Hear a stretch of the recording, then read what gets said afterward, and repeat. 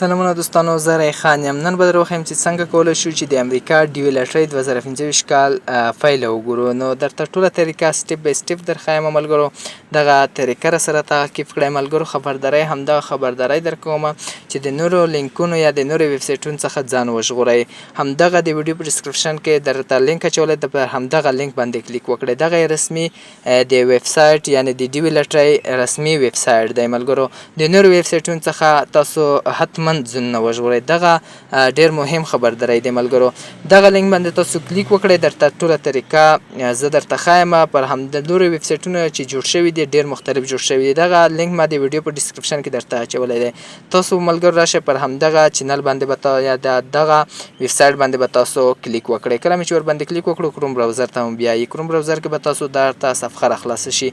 درته ټوله طریقه سټپ بای سټپ ښایم ملګرو. که چینل مو نه وي سبسکرایب کړی چینل درسره سبسکرایب کړئ، ویډیو ته درسره لایک ورکړئ. نو ملګرو درته تاسو به دلته تاسو دا ډول صفحه راخلاصوئ. بیا به راشئ دغه چیک باندې به کلیک وکړئ. پر همدغه بټن باندې مې چې کله کلیک وکړو درته اوس یوه بله صفحه راخلاصیږي ملګرو. نو لږ ورته منتظر شئ ملګرو. که چېرته مو نیټ تیز وي درته ډایرکټ خلاصیږي. بیا به راشئ دا ځای کې کنفرم بټن باندې بیا تاسو ورته کلیک وکړئ.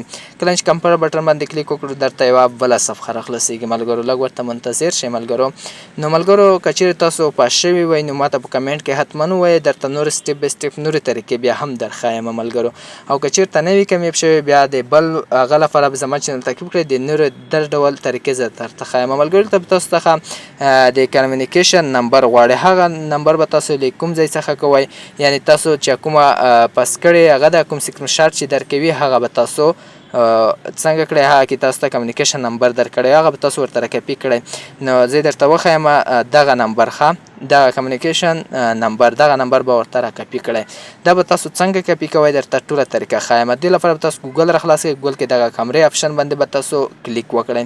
کله چې کمرې آپشن باندې کلیک وکړو ملګرو دلته بیا تاسو راشئ. پر همدغه عکس علامه چې کومه درکړې پر همدغه به کلیک وکړئ. ګیلرۍ څخه به همغه عکس راواخلئ کوم سکرین شاټ یې چې درکړی وي.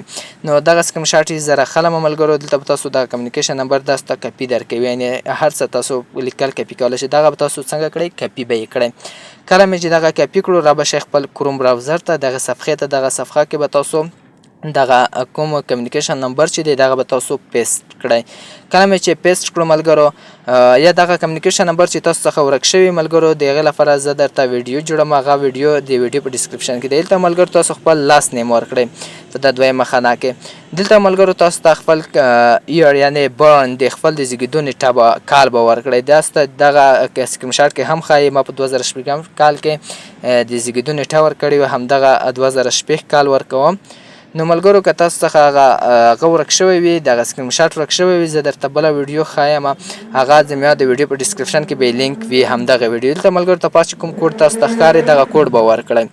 بي وای یعنې تاسو ته دا مختلف کوډ رااړوي. دغه مختلف کوډونه درته رااړوي همدغه کوډ به ورکړئ.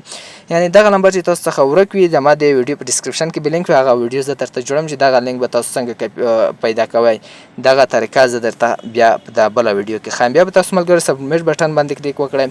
که چیرې تاسو سبمیټ بټن باندې کلیک وکړو نو ډایرکټ درته ښایي چې یو هاو بین سلیکټډ، یعنې تاسو صحیح یعنې تاسو کامیاب شوي. که چېرته ناکام یې بیا درته یایي چې یو هاو ناټ سلیکټډ، تاسو نه یې کامیاب شوي. نو پر همدغه طریقه دا ډول تاسو ته داسې ډیوي لاټرۍ چیک کولی یعنې کتلی شئ ملګرو پر همدغه طریقه. نو ملګرو که ویډیو مو خوښ شوي ویډیو ته درسره لایک ورکړئ. که چینل مو نه وي سبسکرایب کړی چینل درسره حتما سبسکرایب کړئ.